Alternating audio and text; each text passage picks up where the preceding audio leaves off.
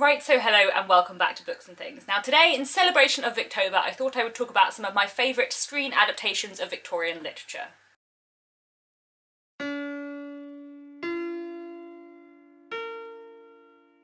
So I have 11 screen adaptations of Victorian novels to go through today, all of which I love very, very much and would highly recommend.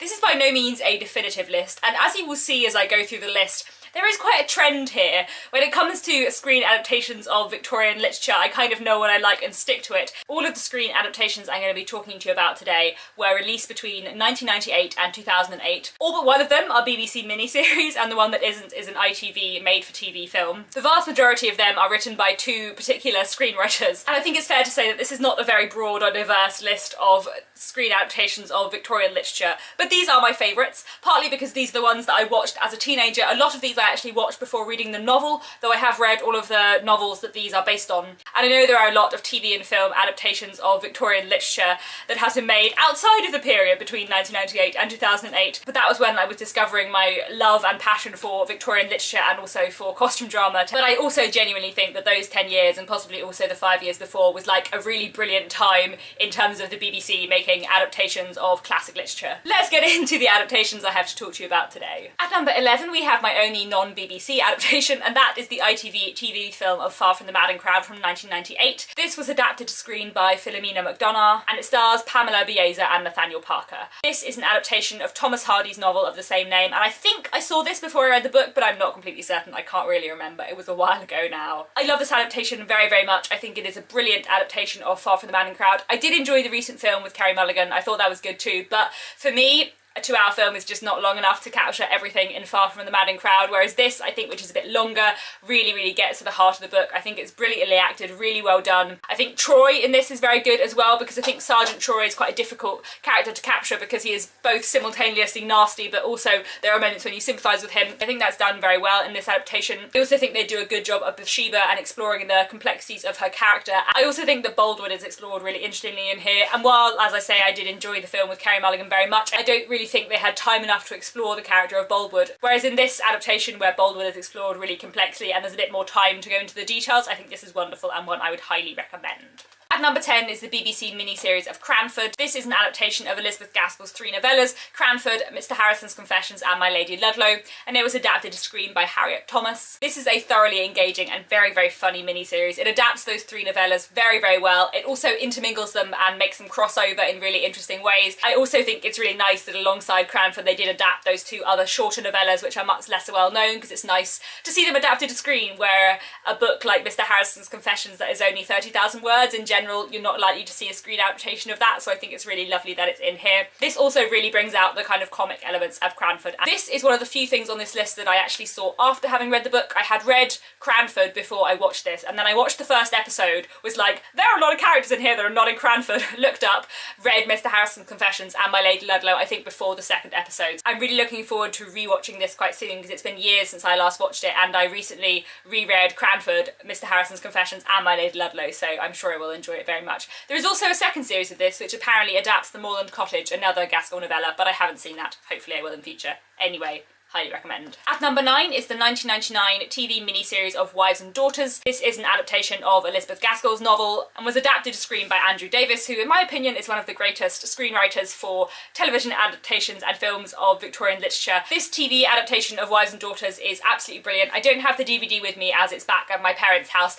and I had kind of forgotten how brilliant it was. It crept on to this list a bit late. Wives and Daughters is the reason why there are 11 things on this list and not 10, because I recently reread the novel Wives and Daughters, and as I was rereading the novel I was remembering how absolutely amazing the BBC miniseries is. I haven't watched it for a really long time, but hopefully I will try and rewatch it soon, because it is really well done and really beautiful. The acting is brilliant throughout, and Michael Gambon as Squire Hamley, who's one of the best characters Gaskell ever wrote, is just absolutely wonderful. It is a brilliant TV adaptation and I would highly recommend it. Again, this is one I watched as a teenager before I read the book, but I also thoroughly love the book. I think it's brilliant and the TV adaptation really does do it justice. Another thing I will say is that Wives and Daughters as a novel is unfinished. Elizabeth Gaskell died before writing like the last 5 to 10 pages, though it is, I should say, pretty clear what is going to happen in the ending of the book, which means that the TV adaptation, which obviously finishes it off nicely as Gaskell would have done, is quite satisfying if you read the book and you're a bit like, oh Gaskell, why did you die? Next on this list is the 2001 BBC TV adaptation of David Copperfield. This is an adaptation of Charles Dickens's novel of the same name and was adapted to screen by Adrian Hodges. And look who it stars. Baby Daniel Radcliffe, tiny Daniel Radcliffe before he was in Harry Potter,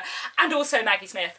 Maggie Smith is the ultimate Betsy Trotwood. Betsy Trotwood will forever be Maggie Smith in my head, and she is absolutely incredible. She is so wonderful in this adaptation. I think this is a fantastic adaptation of the book. I think it's well worth a watch if you like the book, and I think they deal as well with the more problematic aspects of David Copperfield, for example the presentation of the character of Dorrit really well as well, and I think this is a great TV adaptation and one I would highly recommend. Next is a 2006 BBC miniseries of He Knew He Was Right, which was adapted to screen by Andrew Davis.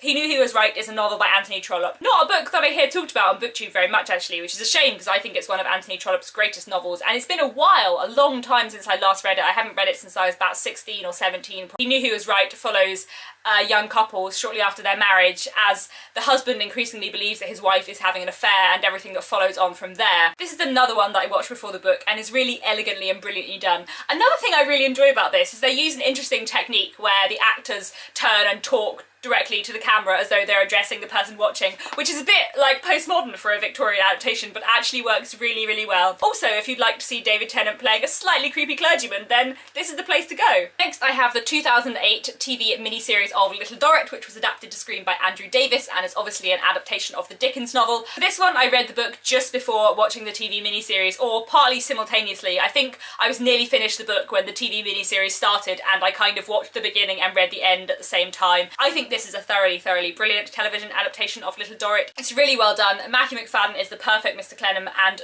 Claire Foy is absolutely brilliant as Amy Dorrit, and I think captures all of the complexities of Amy as a character really, really well. It was done in very short episodes, so the majority of the episodes are just half an hour long, which I really enjoy. I think it's a really, really nice way to do Dickens, who obviously wrote serially. The only thing I will say about this is that the last episode really lets the series down. I think it's brilliant, I think it's lovely, I really, really enjoy it, but they really screw up the grand reveal and they make it really confusing and kind of add in or change some things that make it really weird. But apart from that, this is really brilliant. I would highly recommend. And number 5 is the 2006 BBC miniseries of The Way We Live Now, which was also adapted by Andrew Davis, and this is a television adaptation of Anthony Trollope's novel by the same name. This is really brilliant. Another one I watched before the book. I was a terrible, terrible teenager for watching adaptations of books before I had read the novels. But actually, as a like 14-year-old getting into Victorian literature, it probably helped me get into Victorian literature more because I could follow stuff that might have been a bit trickier otherwise, and I don't think there's that much wrong with it. I still love this book a great deal. This is a really enjoyable television adaptation and is really, really well done. David Suchet as Mr. Melmotte is absolutely perfect and quite scary. This is another adaptation that stars Matthew McFadden, definitely one of my favourite costume drama actors. This is acted very, very well done and adapts the book near perfectly, I would say. It's very true to the story, the acting is great, and in general it's just a thoroughly wonderful, enjoyable watch. There are so many things in The Way We Live Now which are so critical of society, and I think that the social criticism is done really, really well in this. At number 4 is the 2005 BBC miniseries of Bleak House, adapted by Andrew Davis. I told you there wasn't much variety on this list, but anyway, this is brilliant. This, like the TV adaptation of Little Dorrit, was split into half-an-hour episodes, which I think works perfectly for this, and it is incredible. This is brilliant. Like, the 3 that I'm going to talk about next are subjectively my favourites, but I think this is one of the greatest screen adaptations of a Victorian novel ever made. It is absolutely wonderful, really, really clever and brilliantly done and superbly acted. Anna Maxwell Martin as Esther is brilliant, Carey Mulligan as Ada is amazing, Dennis Lawson as Mr. Jarndyce is perfect, Gillian Anderson as Lady Dedlock is wonderful, and Charles Dance as Mr. Tulkinghorn just captures all the terrifyingness of Mr. Tulkinghorn in a wonderful, wonderful way. Bleak House is a humongous novel and they do have to cut a lot of stuff out, despite the fact that this TV adaptation is 8 hours long, but really a very good 8 hours of your life well spent. All in all, this is definitely a very good adaptation and one I would highly, highly recommend. It is brilliantly done. Next, I have the 2006 TV BBC miniseries of Jane Eyre, which was adapted to screen by Sandy Welsh and is an adaptation of Charlotte Bronte's novel Jane Eyre. Sandy Welsh is my favourite TV screenwriter. The last 3 television adaptations of Victorian literature on this list are all adapted by her. I think she's wonderful.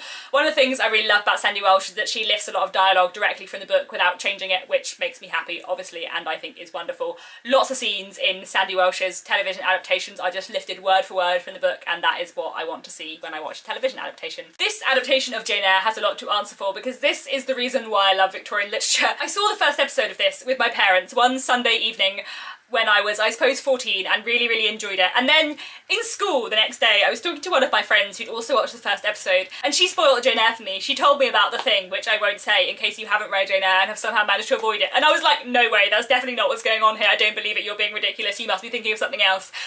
I better read the book to find out. And so I started reading Jane Eyre, and I read all of Jane Eyre before the second episode, and that was what like hooked me on Victorian literature forever, and this has a lot to answer for and is brilliant.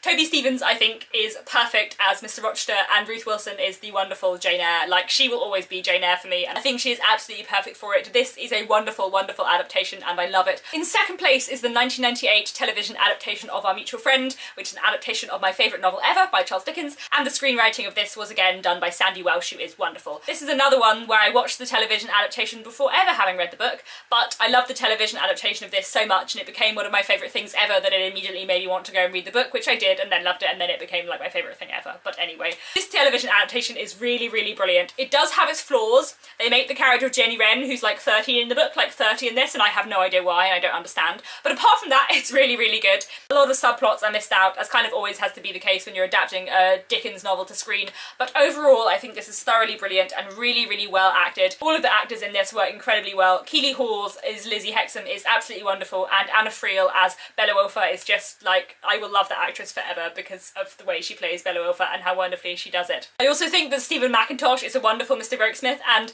sometimes I feel like when I read the book I like Mr. Rokesmith slightly more because he's played by Stephen Mackintosh, and Stephen Mackintosh makes Mr. Rokesmith nicer than perhaps Mr. Rokesmith is, who knows. Another thing I think is really brilliant about this adaptation of Our Mutual Friend is that it does a lot of really good interesting things with the social criticism in Our Mutual Friend. One of the things I really enjoy about this is the way they use lighting, so that whenever you're in like the upper class society chapters, it's really bright, everything is really bright colours, dazzling, etc. And the moment you get to the stuff by the river with Lizzie and her father, and that aspect of the plot where you're dealing with much lower class characters who are really struggling, everything's really dark and dingy, and just using like the lighting in that way and the contrast it brings is really clever, and really interestingly explores Dickens's juxtaposition of different classes in the book, and showing the difference in situations of different people's lives. I would highly recommend. So good, and just, yeah, I love it very much. Finally, at number one, my favourite thing that has like ever been made for screen, it is North and South, the 2004 BBC miniseries, adapted to screen by Sandy Welsh from the novel by Elizabeth Gaskell. Another one, again, that I watched before I read the book, but I adored it and I adore the book, and this is wonderful, it is incredible, it's probably my favourite thing ever made for screen. But Daniela Denny-Ash as Margaret Hale and Richard Armitage as John Thornton are just perfect. They just do it very well, and there are scenes in this which are so wonderful, so charged, so brilliant. The way this television adaptation deals with the social criticism of the novel is brilliant, and the scenes in the mills are so visually stunning and incredible that like I would highly recommend it just for this. You get such a sense of the atmosphere of the book, such a sense of the place of Milton and the work going on there from this television adaptation. There are such a beautiful moving scenes, and it makes me like utterly happy whenever I watch it. There are a few things I don't like. They made Mr. Bell slightly creepy, and I don't really know why. And they also made Mr. Thornton a bit angrier than he is in the book, and a bit violent at times, which is not something I really like because I don't think that's how he's portrayed in the book at all. But it is really wonderful. In general, Sandy Welsh is really true to the book. There are a lot of passages of dialogue lifted straight from the book, and where she does insert new things, I feel like they're really true to the essence and the feeling of the book. For example, there is, at one point in this television adaptation of North and South, the characters are at a dinner party. They're discussing the strike that's going on in Milton at the time, and one of the characters points out that Margaret has recently taken a basket of food to families who are starving because they're out of work, they're not getting any money because of the strike. Mr. Thornton says that by giving food to people who are on strike, she is making less of an incentive for them to go back to work, therefore prolonging the strike and ultimately prolonging their suffering, and that logically, therefore, it was the wrong thing to do. And Margaret says, but to give a dying baby food is not a question of logic. And although those lines are not in the book, for me they sum up so much of the essence of North and South and like the point of North and South, and that's like why I love this, because even in moments where it's not being directly true to the book, it's like being indirectly true to the book, and that I think is what is most important in a period drama. I don't mind if the plot is changed a little bit, I don't mind if certain things are adjusted as long as the television adaptation is true in heart and essence and feeling to the book, and this is, and it's brilliant and it's great and you should all watch it like now. Anyway, those are my 11 favourite television adaptations of Victorian literature. Please let me know down in the comments what your favourite television or film adaptation of a Victorian novel is, because I am always looking for more recommendations. Thank you very much for watching, and I'll be back soon with another Victober video.